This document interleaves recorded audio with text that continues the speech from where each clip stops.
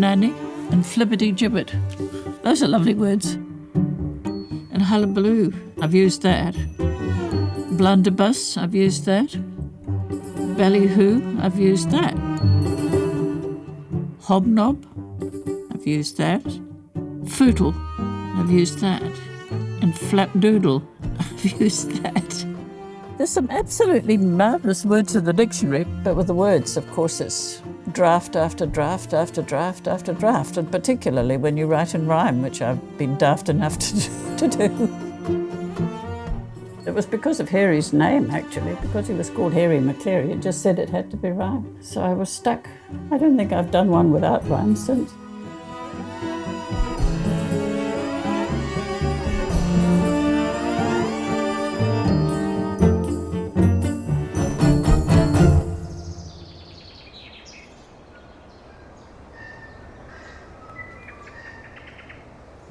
Gosh, this is awful. It's falling to bits now. It's been around too long, like me. I keep an ideas book. If you're interested and serious about doing these things, you should. I always tell children that. I took this photo at the age of 12, and there's the cat up there, and the dog went up the tree. She's just a dachshund. So that led to a book 60 years, 70 years later. Schnitzel von Krumm, dogs never climb trees. There are all sorts of things in here. I mean, for example, that was having the kitchen done back in about 2000. We had the kitchen completely gutted, and on one occasion they were installing the ducting for the range hood. Through the ceiling suddenly came what looked like an elephant's trunk.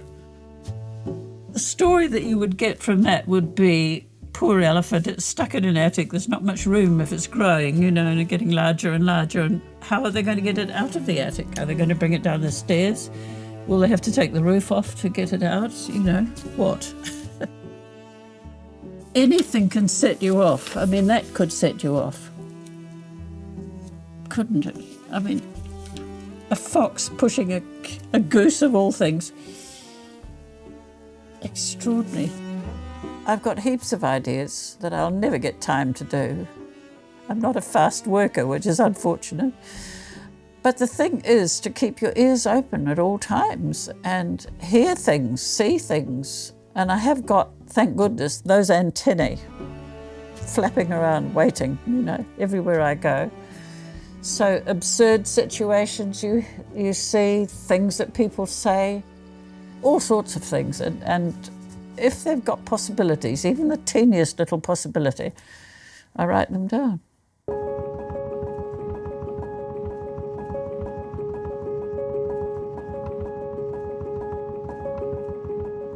My beginning. I was born in Aotearoa and spent the first 6 months of my life there, and then my father was moved out to the Kaingaroa forest where I spent the next 17 years. So my life was trees. Yeah.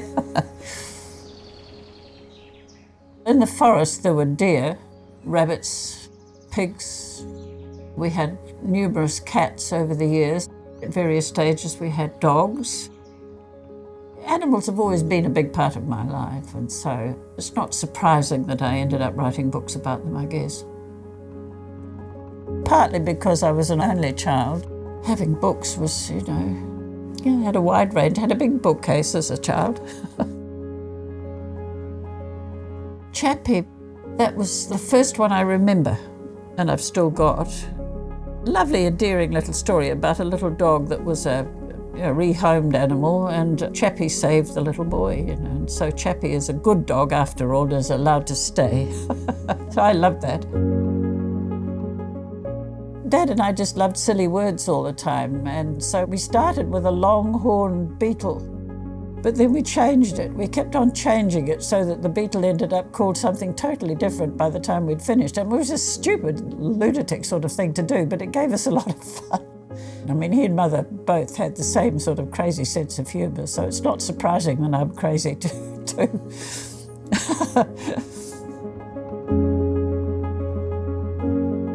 Every time Mother cleaned the brass, it was my job to clean the little deer because I insisted on that job. He's such a dear little thing, and I always loved him to death when I was a child. That lived on a mantelpiece all my childhood in the same spot. When I was a child, I didn't have banana fingers like I do now. and I can't poke my fingers into the little bits in between his antlers to clean that bit properly.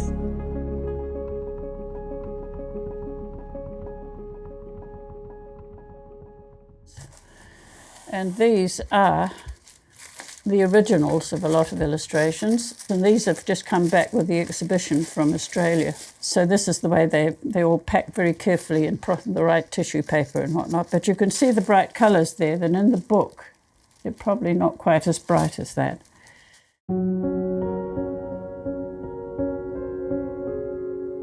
Drawing was a big thing right at the beginning. I was obsessed with it from very early on, yeah. I drew cars quite a lot. I drew people a lot. I enjoyed him. I had fun with the wizard. I liked him. It was fashion and figures I actually enjoyed more than anything. I just fancy the idea, you know, next to the catwalk, doing all these gorgeous fashions, you know. And my mother said, I think it'd be wiser to go to art school and teach. Okay, Mum.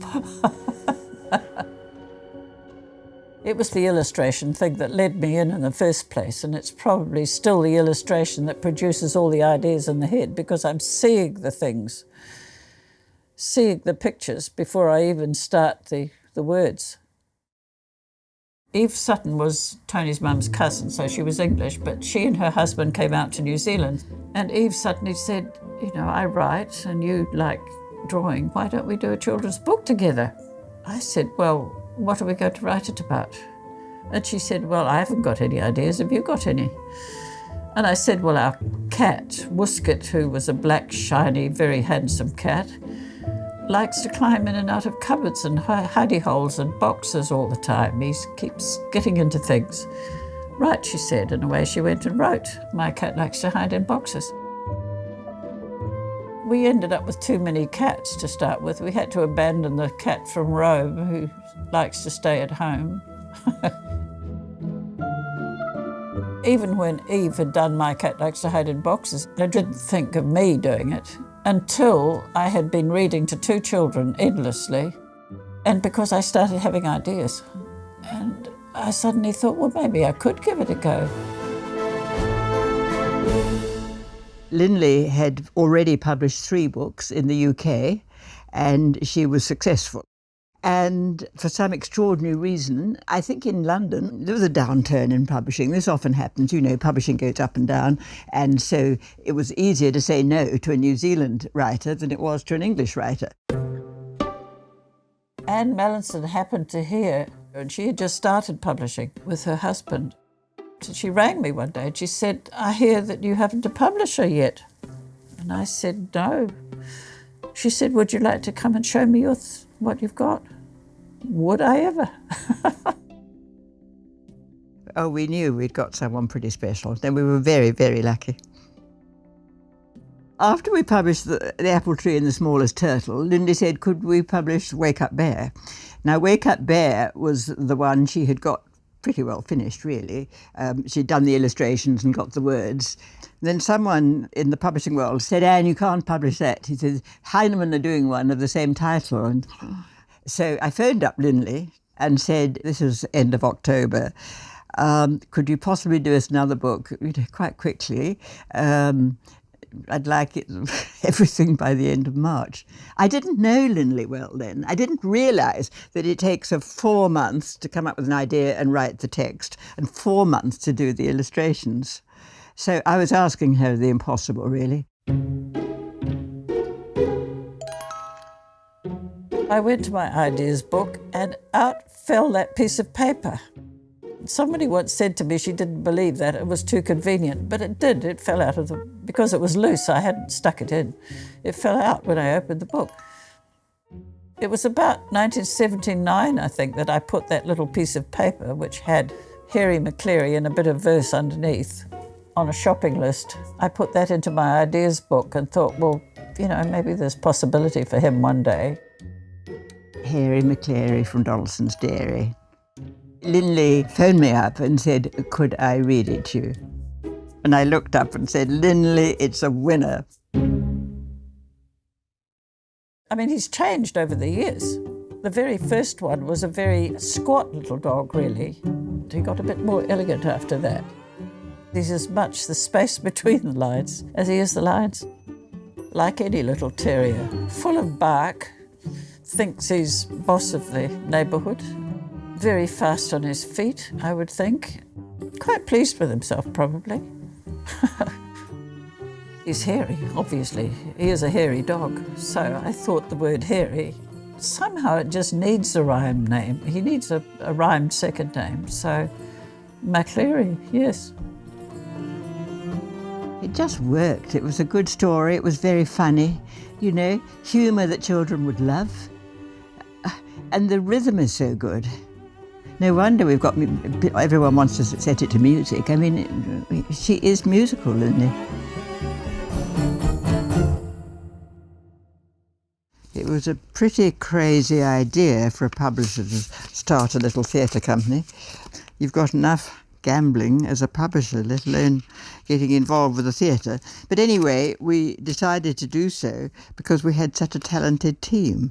There was Paul Gendon, who made absolutely stunning costumes. He was really the organiser of the whole thing. We had Jan Bolton, who wrote marvellous music, and we had Lynley with her very funny books.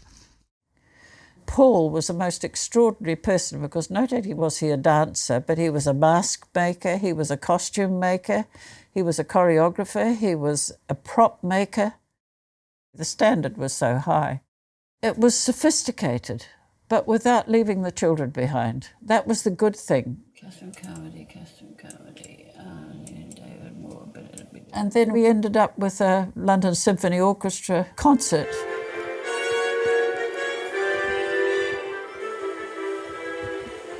Hairy Maclary, yes, that's the theme tune. Tim Redmond, a conductor in Britain, had been reading my books to his children, and he liked what he called the musicality of them, which was nice. In Riverside Hall, on Cabbage Tree Road, the Cat Club were having their annual show.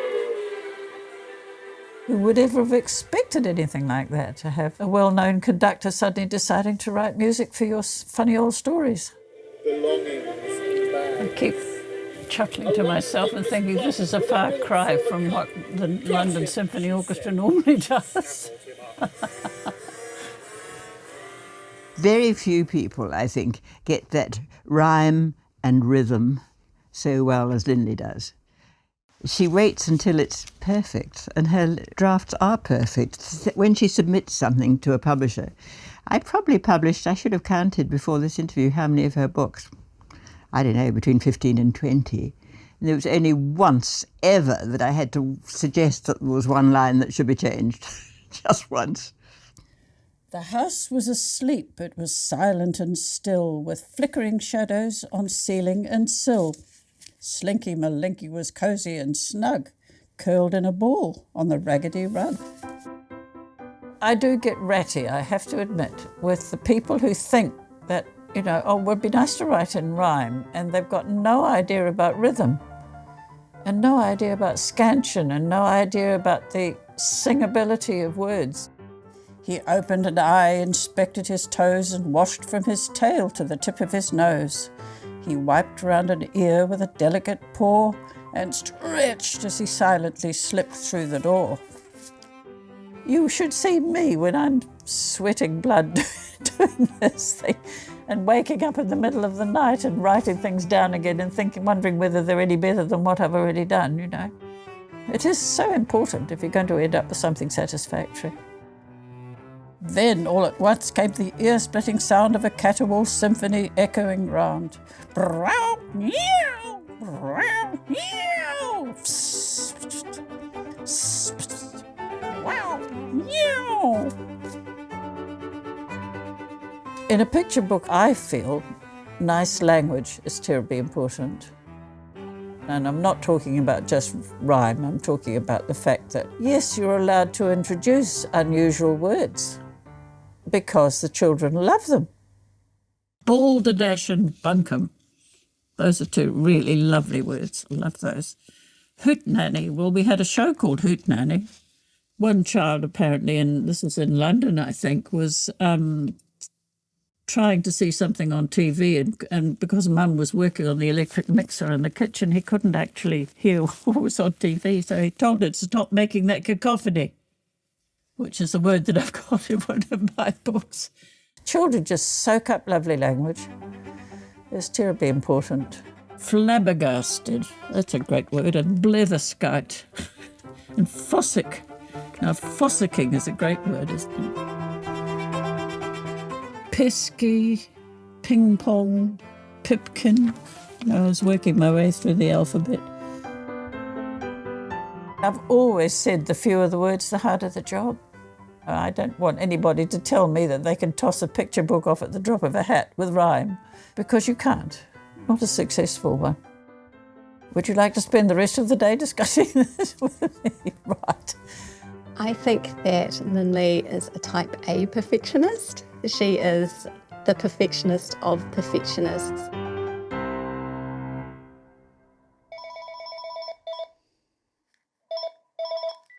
Hello, Catherine. Tell me quickly before we start, how's Eva? Oh, good. Lynley's sense of humour is something that immediately strikes you when you meet her. It's maybe not the thing you expect. Dame Lynley Dodd sounds very grand, but she's not like that at all. Oh, please don't stop sending me ones that you find. I don't want to make you spend time doing it, but I must admit I get an enormous amount of fun out of what you said. It's a really fun part of my week, I have to say, talking to Lynley and catching up on all matters Hairy Maclary and Hairy Maclary's world. And it really is a world that we're dealing with. That's fantastic for a Lego, and it's nice and cheerful and friendly and cheeky and everything else. Well, he's actually Dr. Maclary now because I got an honorary doctorate. And I thought, well, you know, Hairy Maclary deserves this more than I do. So I wrote a little poem from Hairy Maclary to say that, you know, his nose was slightly out of joint, really, that this woman was getting the thing and he wasn't. And then they produced Hairy Maclary wearing his doctorate robes. And so I suddenly realised that they'd had the same idea as me. So he was a happy little dog after that. He's just a bit big-headed now.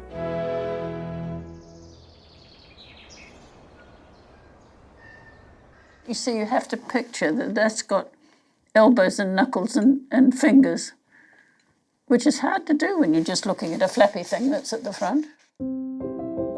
I am working on something at the moment. I forget how many drafts it's got up to by now. I've got one lolloping across the beach. There you are. Now look at that backside.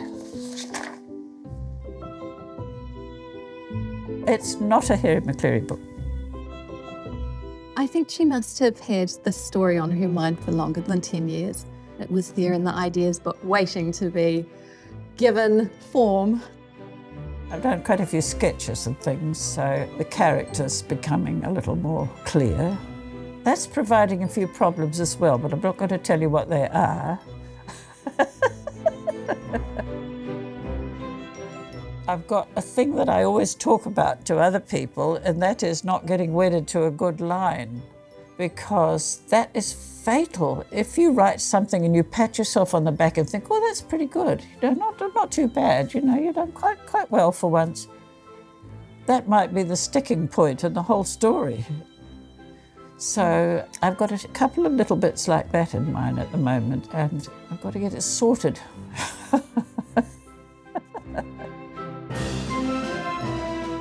I just know that when I embark on a book that I want it to be the best I can make it, that's all. And tell a good story, give the language some spice.